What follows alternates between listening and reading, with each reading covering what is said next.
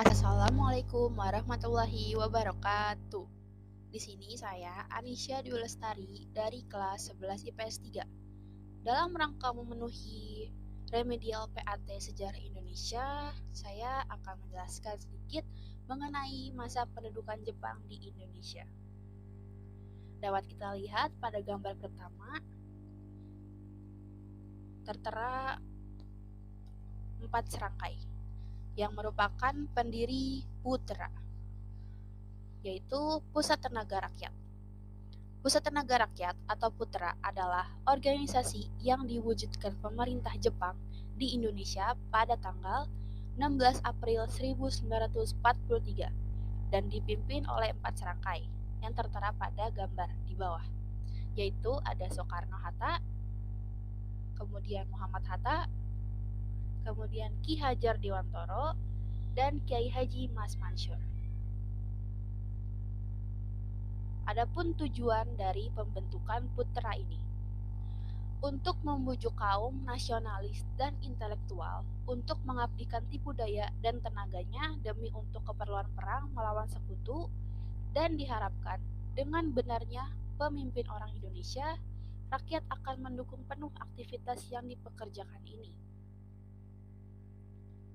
Selanjutnya, ada pencapaian Putra. Dengan cara dan kegiatan yang telah dilakukan dalam tugasnya, para pemimpin Putra ini dapat berkomunikasi dengan leluasa kepada rakyat. Dan pada akhirnya, gerakan ini ternyata berhasil membentuk mental masyarakat untuk menyambut kemerdekaan 2 tahun kemudian.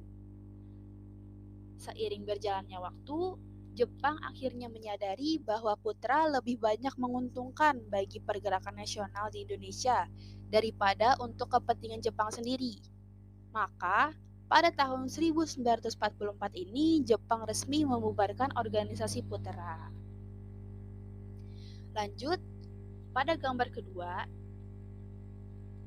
dapat kita amati itu terdapat organisasi PETA, pembela tanah air.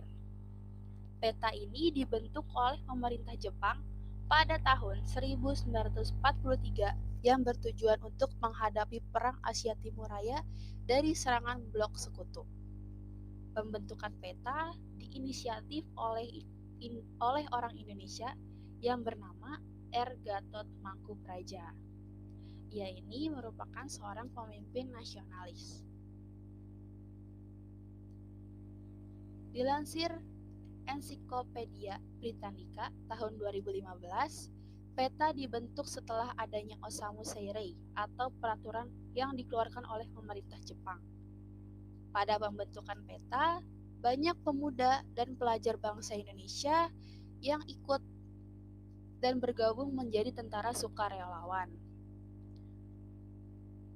Mereka mendapat pelatihan fisik oleh tentara Jepang. Mereka juga bersemangat karena memiliki tujuan untuk mempersiapkan kemerdekaan bangsa Indonesia. PETA ini bukan milik organisasi manapun, tapi langsung di bawah Panglima Tentara Jepang. Tentara PETA dibentuk untuk sebagai tentara teritorial yang berkewajiban mempertahankan wilayahnya.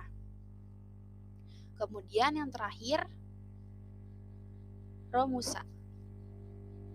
Romusa merupakan panggilan pekerja paksa di masa penjajahan Jepang, yakni pada tahun 1942 hingga 1945. Orang yang dipekerjakan saat itu adalah masyarakat Indonesia dengan tujuan memenangkan Perang Asia Timur Raya. Adapun tujuan Romusa ini, mempekerjakan masyarakat secara sukarela untuk proses pembangunan dan propaganda Jepang. Propaganda yang dilakukan Jepang untuk membentuk barisan Romusa yang bertugas membela negara dan membangun kemakmuran. Adapun dampak dari Romusa ini, secara cepat di tahun yang sama, ketika Nippon datang dan mulai mengatur Indonesia, ekonomi di Indonesia ini mengalami kelumpuhan. Namun bukan hanya ekonomi, bahkan pada awal 1943, militer Dai Nippon yang terpojok oleh kubu musuhnya malah mengajak para petani untuk ikut serta di medan pertempuran sebagai prajurit cadangan.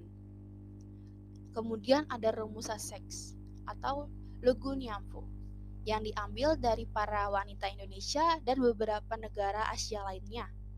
Wanita yang telah diambil paksa oleh Jepang dan dalam bidang ini akan ditugaskan untuk memuaskan nafsu para prajurit Nippon. Nah, kesimpulan dari uraian tersebut merupakan organisasi bentukan Jepang